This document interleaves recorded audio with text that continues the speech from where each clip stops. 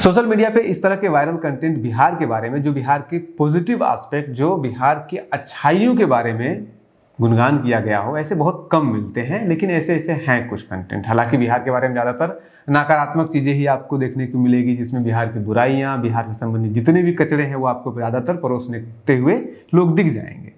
बिहार में जब भी किसी लड़के का ब्रेकअप होता था तो वो सीधे आईएएस बनता था। लेकिन देख रहे हो विनोद, बिहार में डीमेट अकाउंट खुलने की संख्या ऐसी बढ़ी है जैसा किसी ने सोचा भी नहीं था। 2020 में 7 लाख लोग थे जो कि इन्वेस्टर्स थे स्टॉक मार्केट में, एंड आज है 57 लाख। तो ये लिट्टी चोखा खाने वाले लोगों ने दिल्ली, हरियाणा और पंजाब को भी पीछे छोड़ दिया है। एंड ये लोग सीधे म्यूचुअल फंड में इन्वेस्ट नहीं कर रहे बिहार के लोग, ये सीधा का सीधा इक्विटी में इन्वेस्ट कर रहे हैं। बिहार के लाला को कम समझ रहे हो तो तुम्हारी गलतफहमी है। लेकिन ऐसे कंटेंट भी होते हैं और ऐसे कंटेंट में भी कमियां होती है, और उन कमियों को हम कमियां निकालने के लिए नहीं बल्कि उनको करेक्ट करने के लिए आए हैं। करेक्ट ऐसे करने के लिए आए हैं कि जो ये डेटा दिया गया है, जो ये दावा किया गया है इस वीडियो में कि पिछले कुछ सालों के दौरान बिहार के अंदर शेयर मार्केटिंग में इन्वेस्ट करने वाले, शेयर मार्केटिंग में अपना दाव आजमाने वाले लोगों की संख्या, बिजनेस करने वाले लोगों की संख्या लगातार बढ़ रही है। इस दावे में कहीं कोई भी इसमें झूठ नहीं है। लेकिन जो आंकड़े दिए गए हैं इसमें, उन आंकड़ों में थोड़ा सा गड़बड़ी है। अब आंकड़े दो तरह के होते हैं। एक आंकड़े होते हैं जो आधिकारिक होती हैं, जिसको सरकार मानती है, सरकार कहती है, सरकार के वेबसाइट से, सरकार के आधिकारिक वेबसाइट पे होते हैं, संसद के वेबसाइट पे अपलोड होते हैं, या अलग अलग डिपार्टमेंट के वेबसाइट पे, अलग अलग मिनिस्ट्री की वेबसाइट पे अपलोड होते हैं। और एक होते हैं जो गैर आधिकारिक होते हैं, जो किसी भी न्यूज़पेपर में छप सकता है, जो कहीं पे भी किसी भी वेबसाइट पे, प्राइवेट वेबसाइट पे भी छप सकता है। तो इन दो तरह के आंकड़ों का अंतर। अब सबसे इंपॉर्टेंट ये है कि ये जो आंकड़ा दिया गया है इस वीडियो में कि पिछले कुछ सालों में बढ़ा है, वो बढ़ा है।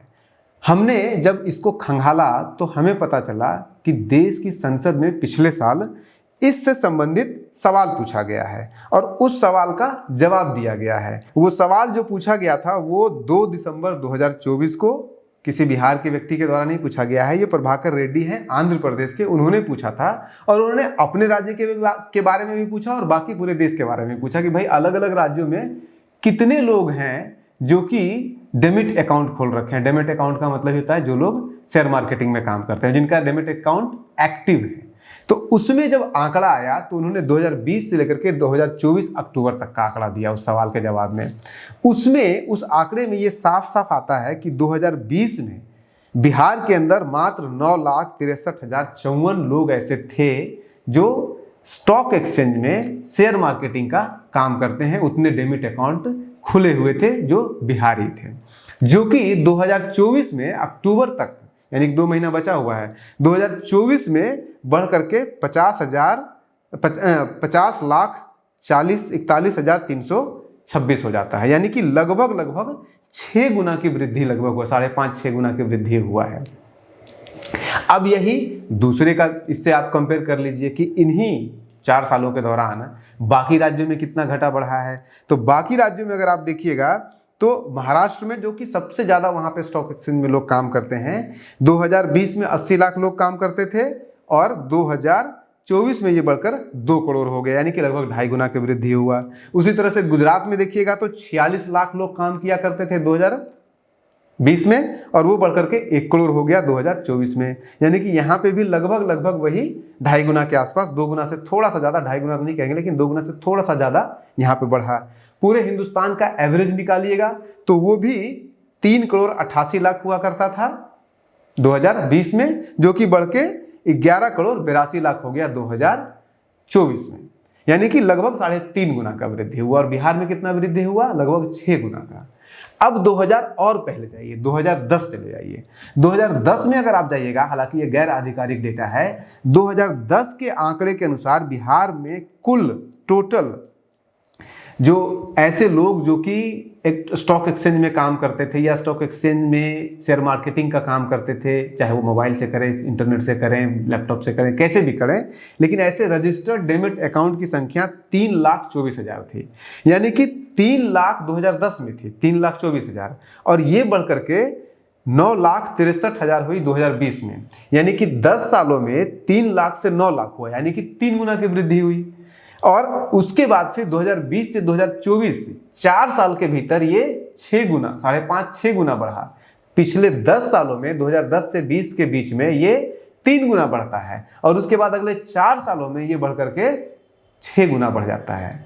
10 सालों में 3 गुना, 4 सालों में, उसके अगले 4 सालों में 6 गुना बढ़ जाता है, 5.5 गुना कम से कम बढ़ता है। तो इससे आप अंदाजा लगा सकते हैं कितना स्पीडली बढ़ रहा है। हालांकि उसके पीछे कई लोगों का ये भी कारण है कि कोविड आया और कोविड आने के कारण जो है वो, हालांकि एनुअली अगर हर साल का देखिएगा तो स्पीड में कोई ऐसा नहीं है कि 2020 में एकाएक बढ़ गया और 2021-22 के बाद घट गया कोई। क्योंकि अगर आप देखिएगा बिहार का कि 9,63,000 अगर 2020 में था तो 21 में 9 से 18 दुगुना हुआ, फिर 18 से 27 2022 में हुआ, 27 से 37 2023 में हुआ और 37 से 50 2024 में हुआ। यानी कि कंसिस्टेंट स्पीड के साथ बढ़ रहा है। अब थोड़ा सा हम आपको और इतिहास में लेके चलते हैं कि आखिर बिहार में ये स्टॉक एक्सचेंज का या फिर शेयर मार्केटिंग का इतिहास क्या है। आपको जानकर के आश्चर्य होगा कि 2003 में तक 2007 तक बिहार का अपना स्टॉक एक्सचेंज हुआ करता था। जैसे कि मुंबई स्टॉक एक्सचेंज है, दिल्ली स्टॉक एक्सचेंज है, NSE है, नेशनल स्टॉक एक्सचेंज है, कलकत्ता का अपना स्टॉक एक्सचेंज है। उसी तरह से बिहार का भी स्टॉक एक्सचेंज हुआ करता था और उसका नाम था मगध स्टॉक एक्सचेंज। और वो मगध स्टॉक एक्सचेंज जो है वो 1987 में उसको बनाया गया और इसी पटना में बुद्धा मार्ग पे 9th फ्लोर में आसियाना बिल्डिंग है, उसके 9th फ्लोर पे उसका ऑफिस हुआ करता था। पता नहीं अभी है या नहीं है। तो वो 87 में उसको बनाया जाता है और 6 साल के भीतर 1993 आते आते ये इंडिया का वन ऑफ द मोस्ट, मतलब 15th पूरे देश में 15वां ये स्टॉक एक्सचेंज था जो कि रीजनल स्टॉक एक्सचेंज था। बहुत तरह के स्टॉक एक्सचेंज होता है। जो मुंबई स्टॉक एक्सचेंज है वो नेशनल स्टॉक एक्सचेंज है, लेकिन जैसे कलकत्ता वाला है वो कलकत्ता के अलावा और भी राज्यों में, आपका लखनऊ में भी स्टॉक एक्सचेंज है तो वो रीजनल स्टॉक एक्सचेंज कहते हैं, या गुजरात में है तो वो गुजरात का रीजनल स्टॉक एक्सचेंज है। उसी तरह से बिहार में मगध स्टॉक एक्सचेंज हुआ करता था। 1993-94 आते थे, यहाँ पे लगभग 197 अकाउंट यहाँ पे खुला हुआ था। उस समय कोई इंटरनेट नहीं था। एक अकाउंट से सैकड़ों लोग, हजारों लोग मार्केटिंग किया करते थे, फोन से उसमें होता था। उसके बाद 2003 आते आते ये कितना प्रोग्रेस किया ये स्टॉक एक्सचेंज की, आप मानिए कि 2003 आते आते पूरे हिंदुस्तान का मगध स्टॉक एक्सचेंज एकमात्र स्टॉक एक्सचेंज था जो कि सारे नेशनल स्टॉक एक्सचेंज के साथ कनेक्ट हो चुका था और सबके साथ मार्केट करता था, जिसमें कि दिल्ली का स्टॉक एक्सचेंज, कलकत्ता का स्टॉक एक्सचेंज, बॉम्बे का स्टॉक एक्सचेंज और उसके अलावा इंटरकनेक्टेड स्टॉक एक्सचेंज। इन चारों के साथ डायरेक्ट डील करने वाला हिंदुस्तान का एकमात्र रीजनल स्टॉक एक्सचेंज था मगध स्टॉक एक्सचेंज।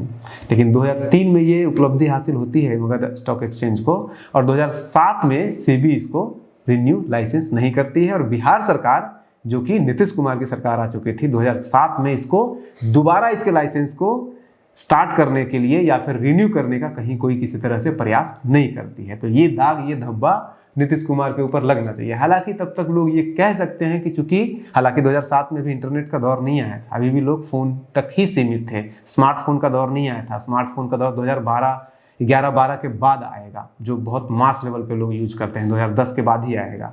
तो वैसे समय में हालांकि बड़े लोग स्मार्टफोन लेना शुरू कर दिए थे। तो ऐसे में ये सवाल तो उनसे भी पूछा जाना चाहिए नीतीश कुमार से कि आखिर उसको क्यों बंद किया गया। हालांकि आज के डेट में अगर मगध स्टॉक एक्सचेंज जिंदा होता तो एक फायदा जरूर होता कि अभी जितने भी रजिस्टर्ड होते हैं सेबी के साथ, अभी जितना भी एक्सचेंज को, मनी एक्सचेंज पे जो टैक्स लगता है वो बिहार सरकार को नहीं मिल पाता है उसमें से।